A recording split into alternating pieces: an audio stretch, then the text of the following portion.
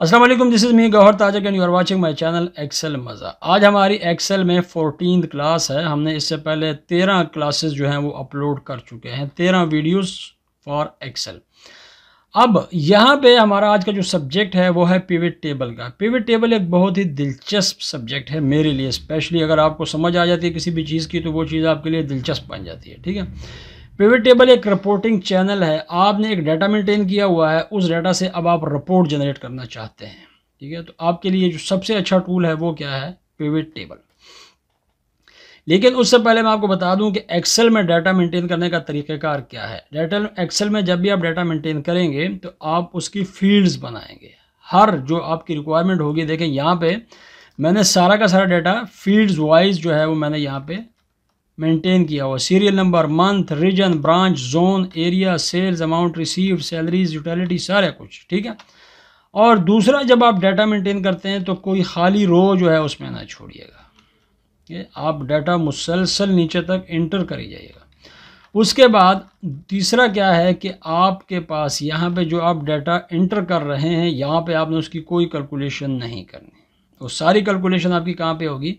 Pivot table में होगी। अब पिवट टेबल को इंसर्ट करने का एक आसान तरीका है कि सबसे पहले आपके पास ये जो डेटाबेस है इसको तो करें टेबल में कन्वर्ट, कंट्रोल टी प्रेस करने से। कंट्रोल टी जैसे प्रेस करेंगे उसके बाद आप ओके कर देंगे तो आपका यह डेटाबेस चला गया टेबल में। हमने इसको टेबल में क्यों कन्वर्ट किया है ये भी मैं आपको बताऊंगा। वीडियो आपने आखिर तक देखनी है, चैनल को सब्सक्राइब करना है। ठीक है, ओके।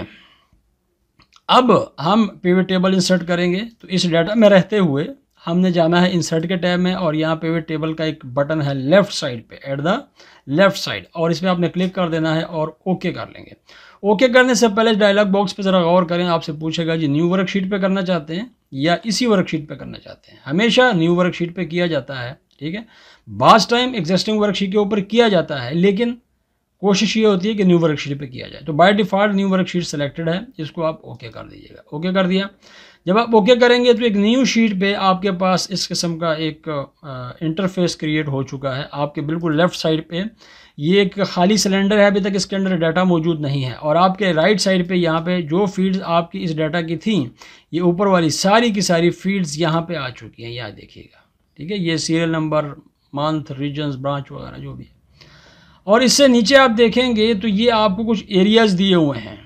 ये वाले 4 एरियाज़ हैं, एक फ़िल्टर का है, एक कॉलम का है, एक रोज़ का है और एक वैल्यूज़ का है। एक बात आपने बिल्कुल याद रख लेनी है, और वो क्या है कि जो आपकी वैल्यूज़ हैं, जो कैलकुलेटेड वैल्यूज़ हैं, वो आप सम करें, काउंट करें, जो भी आपको उसके साथ करना है उसको आपने हमेशा वैल्यूज़ में रखना है। हमारे पास यहाँ वैल्यूज़ कहाँ पे? Sale, amount received, salaries, utility, ये सारी की सारी वैल्यूज़ हैं। ठीक है, तो यहाँ पे जब हम वैल्यूज़ को पुट करेंगे तो ये जो वैल्यूज़ वाला हमारे पास बॉक्स बना हुआ है उसको हम यहाँ पे रखेंगे। अब आपको मैं एक छोटी सी मिसाल देता हूँ। मेरे पास यहाँ पे रिक्वायरमेंट ये है कि मुझे ब्रांच वाइज सेल चाहिए। ठीक है, ब्रांच वाइज। तो देखिए यहाँ ब्रांच की फील्ड बनी है, इसको मैं उठा के यहाँ पे ले आऊँगा रो में। ये रोज़ के अंदर मैंने इसको जस्ट यहाँ से पकड़ा, यहाँ पे ड्रैग करके रख दिया।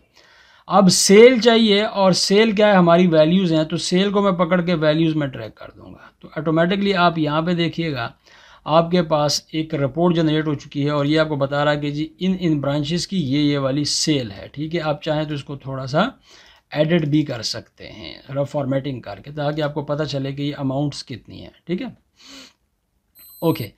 अब अगर आपके पास एक और रिक्वायरमेंट आ जाती है, और वो रिक्वायरमेंट क्या है कि ठीक है ब्रांच वाइज तो हमारे पास ये वाली एक समरी आ चुकी है, हम ये देखना चाहते हैं कि रीजन वाइज क्या समरी है। तो अगर तो आप रीजन को टॉप पे रखना चाहते हैं तो इस ब्रांच के ऊपर रखिएगा। ये देखें आप यहाँ पे आपको रीजन 1 आ गया। रीजन 1 में कराची है, लाहौर है, साहिवाल है, और रीजन 2 में भी सिर्फ कराची एक जगह पे आ रहा है। ये कोई डाटा हो सकता है इंटर गलत किया हुआ हो। और इसी तरह रीजन 3 के अंदर जो है वो फैसलाबाद है और मुल्तान है। ठीक है, अब यहाँ पे सेल हमने यहाँ पे कर दिया है, रीजन को ऊपर कर दिया है। अब अगर आप ये चाहते हैं कि रीजन वाइज आपके पास डाटा आता रहे तो रीजन आपका ऊपर रहेगा, लेकिन अगर आप ये चाहते हैं कि ब्रांच ऊपर आ जाए तो आपने ब्रांच को ऊपर कर देना है, जस्ट आपने ट्रैक करना है। दूसरी बात, इस रिपोर्ट की शक्ल सूरत अब कुछ खास अच्छी नहीं है। ठीक है, तो आपने क्या करना है, इसका ज़रा लेआउट को चेंज करना है। लेआउट को चेंज करने के लिए पिवट टेबल में रहते हुए आपने डिज़ाइन पे जाना है, और यहाँ पे आप रिपोर्ट लेआउट पे क्लिक करने के बाद आपने हमेशा यही वाला आप लेआउट इस्तेमाल करें, ये अच्छा लेआउट है। इसके ऊपर मैंने क्लिक किया तो इसने मुझे बताया जी कि रीजन 1 के ये वाली ब्रांचेस हैं, ये अमाउंट्स हैं, ये इसका टोटल बन रहा है। रीजन 2 का ये है और रीजन 3 के अंदर हमने फैसलाबाद और मुल्तान रखा हुआ है। ठीक हो गया। अब यहाँ पे आपने देखा कि रीजन के लिहाज से हमने एक रिपोर्ट क्रिएट कर ली और आगे उसकी ब्रांचेस हैं। अब यहाँ पे आप देखेंगे तो एक आपको फ़िल्टर का एक बॉक्स नज़र आ रहा होगा। ये किस काम आता है? ये अगर आपने कोई डाटा फ़िल्टर करना है, देखिए ये रीजन को मैंने फ़िलहाल नीचे रखा हुआ है, मैं चाहता हूँ कि ये रीजन यहाँ पे आ जाए, फ़िल्टर में आ जाए। मैंने उठा के ऊपर रख दिया, जैसे मैंने यहाँ पर रखा तो आपको नज़र आ गया कि यहाँ पे रीजन फ़िल्टर में चला गया। अब यहाँ से आप डाटा को फ़िल्टर कर सकते हैं। रीजन 1 को मैंने क्लिक किया तो ये रीजन 1 का यहाँ पर डाटा आ गया। ठीक है। उसके बाद अगर आप ये चाहते हैं कि इस रीजन को तो हम इधर ही रख दें, ठीक है, लेकिन ब्रांचें जो हैं ये कॉलम वाइज हमें शो हों। ठीक है। तो अब इस ब्रांच को पकड़े हम यहाँ पे कॉलम्स में रख देंगे। ये आप देखेंगे यहाँ पे, मैं अगर इसको यहाँ से बंद कर देता हूँ, रीजन 1 कराची का ये अमाउंट है, लाहौर का ये अमाउंट है, साहिवाल का ये अमाउंट है, रीजन 2 कराची है और यहाँ पे रीजन 3 में फैसलाबाद और मुल्तान है और टोटल ये आ रहा है। तो आप पिवट टेबल से डिफरेंट किस्म की लेआउट्स के लिहाज से आप डिफरेंट किस्म की रिपोर्ट्स आप जनरेट कर सकते हैं। ठीक है। अब ये जो हमारे पास जो टेबल जो फील्ड्स की लिस्ट थी वो हमारे यहाँ गायब हो गई है, तो हम दोबारा उसको यहाँ पे ले आएंगे। ये देखें हम यहाँ पे ले आए। ठीक है। एनालाइज में जाएंगे और बिल्कुल लेफ्ट साइड पे शो का बटन है, उस पर क्लिक करेंगे तो यहाँ पे आ रहा होगा। अब मैं ज़रा इसको अपडेट करता हूँ अच्छे तरीके से। ये तो मैंने आपको बता दिया। अब देखिए मैंने रीजन को ऊपर रखा, ब्रांच को यहाँ पे रखा और मेरे पास यहाँ पे एक रिपोर्ट आ चुकी है सेल की। अब यहाँ पे मेरे पास अमाउंट रिसीव्ड, मैं ये चाहता हूँ कि ये सेल तो हो चुकी है, इसमें से अमाउंट कितनी कितनी रिसीव हुई है, तो मैं जस्ट अमाउंट रिसीव्ड को पकड़ के भी वैल्यूज़ में डालूंगा चूँकि ये भी वैल्यूज़ हैं। ठीक है। अब ये देखिएगा आपके पास कराची का टोटल जो है ये सेल है और ये आपके पास अमाउंट रिसीव्ड है। अब बैलेंस यहाँ पे नहीं है, यहाँ पे बैलेंस नहीं है। ठीक है। इसका फील्ड यहाँ पे नहीं है, तो हम एक फील्ड कैलकुलेट करवा देते हैं। फील्ड कैलकुलेट करने का तरीका क्या है कि आप यहाँ पे बैठे हुए हैं, जहाँ पे आपने कर्सर रखा हुआ है, यहाँ पे आपका कर्सर है और एनालाइज पे जाते हैं और यहाँ पे आप देखेंगे फील्ड आइटम सेट, तो कैलकुलेटेड फील्ड, इस पर क्लिक करेंगे। अब हमें चाहिए बैलेंस, तो हम यहाँ पे क्या कर देंगे, बैलेंस। ठीक है। और यहाँ पे नीचे अब ये बैलेंस होगा फील्ड का नाम, जिस तरह ये फील्ड्स हैं मंथ, रीजन, ब्रांच वगैरह, ये भी एक फील्ड का नाम आएगा। ठीक है। अलग से एक फील्ड क्रिएट होगी। अब फील्ड में हम क्या करना चाहते हैं, हम यहाँ पे सेल में से अमाउंट रिसीव्ड को माइनस करना चाहते हैं। तो सेल के ऊपर हमने डबल क्लिक किया और अमाउंट रिसीव्ड के ऊपर दरम्यान में माइनस का साइन लगा के अमाउंट रिसीव्ड के ऊपर भी डबल क्लिक कर दिया और जस्ट ओके कर दिया। अब देखें यहाँ पे आपके पास अमाउंट रिसीव्ड आ गया और सम ऑफ बैलेंस आ गया। ठीक है। मैंने आपको ये बार बार बता रहा हूँ कि ये बैलेंस की जो फील्ड है ये यहाँ पे नहीं है, इसको हमने यहाँ पे अलग से कैलकुलेट कर दिया हुआ है। ठीक है। अब ये देखें इसमें से सेल में से ये वाली अमाउंट रिसीव हो चुकी है, ये आपका बैलेंस अमाउंट है। अब एक और बात, आपके सैलरीज, यूटिलिटी और मिसलिनियस, इसका हमें एक्सपेंस, इसका हमें टोटल करना है। तो टोटल करने के लिए अगर मैं यहाँ पे जाता हूँ और कैलकुलेटेड फील्ड के ऊपर क्लिक करता हूँ, ठीक है, और मैं यहाँ पे लिखता हूँ जी टोटल एक्सपेंस, तो टोटल एक्सपेंस मेरे पास क्या है, सैलरीज़ हैं। देखें यहाँ से नीचे आता हूँ मैं, सैलरीज पर डबल क्लिक किया, प्लस का साइन लगाया, यूटिलिटी बिल्स के ऊपर डबल क्लिक किया, प्लस का साइन लगाया और एक्सपेंस के ऊपर डबल क्लिक कर दिया। अब जस्ट इसको यहाँ पे हम ओके करेंगे तो आपके पास टोटल एक्सपेंस भी आ चुका है। Is this okay? यहाँ पे देखें आपके पास टोटल एक्सपेंस का कोई खाना नहीं है, कोई फील्ड नहीं है, लेकिन यहाँ पे आपके पास टोटल एक्सपेंस आ गया है। ज़रा हम इसको अपडेट कर लेते हैं। अपडेट से मुराद ये है कि ज़रा डिज़ाइनिंग वगैरह करके इसको हम कर लेते हैं ताकि हमारे पास जगह जो है वो कम होती जा रही है। ये देखें इसको भी हम, ठीक है, और इसको अलाइनमेंट कर देते हैं। ये हो गया, तो टोटल एक्सपेंस आ गया, सम ऑफ बैलेंस आ गया। अब आपके पास एक और भी आप फील्ड कैलकुलेट कर सकते हैं।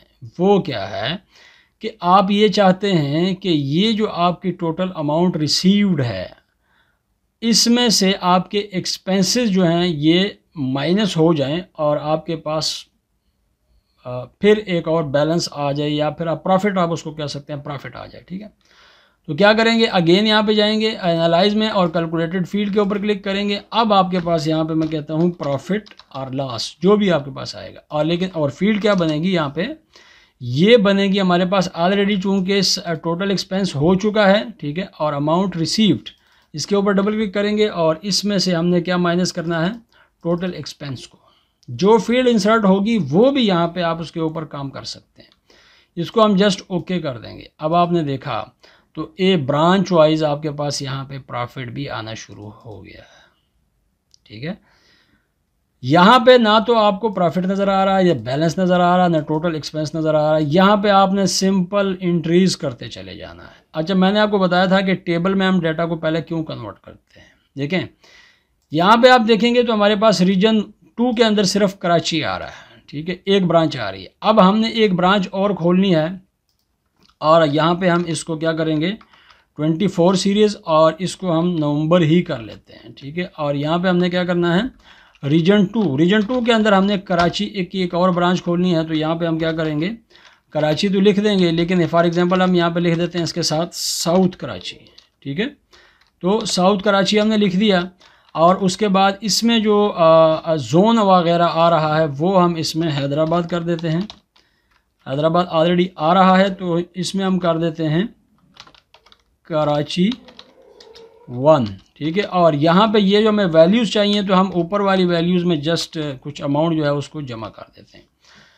अच्छा, अब अगर आपके पास टेबल मौजूद ना हो तो फिर आपको यहाँ पे क्या करना पड़ता है, यहाँ पे आप एनालाइज में आते हैं और आप इसका जो डाटा का सोर्स है वो चेंज करते हैं। क्योंकि पहले जब आपने डाटा लिया था तो ये वाला जो रो है 27 रो जो एक्सेल की अपनी है, यहाँ तक आपने डाटा लिया था। अब आपके पास एक नई रो क्रिएट हो चुकी है, या एक भी हो सकती है और कुछ रोज़ भी हो सकती हैं। तो अब इसको हमें यहाँ पे जब हमने टेबल में किया हुआ है तो यहाँ पे हमें ये जो चेंज डाटा सोर्स है ये करने की ज़रूरत नहीं है। हमें सिर्फ क्या करना है, यहाँ पे रिफ़्रेश ऑल के बटन पे क्लिक कर देना। आप देखेंगे यहाँ पे साउथ कराची में रीजन में, यहाँ पे रीजन 2 के अंदर हमारे पास साउथ कराची भी आ चुका है। ऑल फील्ड जो है उसकी कैलकुलेट हो चुकी हैं, उसका प्रॉफिट निकल आया है, टोटल एक्सपेंस हो चुका है, बैलेंस हो चुका है, ठीक है। पिवट टेबल एक बहुत पावरफुल किस्म का टूल है। अभी इसमें काफ़ी सारी चीज़ें बाकी हैं, लेकिन वीडियो चूँकि वो लेंथी होती जाती है तो मैं कोशिश करता हूँ कि एक और पार्ट 2 जो है मैं पिवट टेबल का आपके साथ भी शेयर करूँ। तो यहाँ तक मैं उम्मीद करता हूँ कि आपको समझ आ गई होगी। अगर आपको समझ आती है, किसी चीज़ का आपकी समझ नहीं आती तो आप कमेंट सेक्शन में पूछ सकते हैं, ठीक है। आप मुझे वैसे भी मेरा नंबर जो है वो गिवन है मेरे एक्सेल पेज के ऊपर, एक्सेल पेज कह रहा हूँ, फेसबुक पेज के ऊपर, वहाँ से भी आप मुझे कांटेक्ट कर सकते हैं। सो आप चैनल को ज़रूर सब्सक्राइब करें और लाइक करें, शेयर करें। Thank you very much for watching.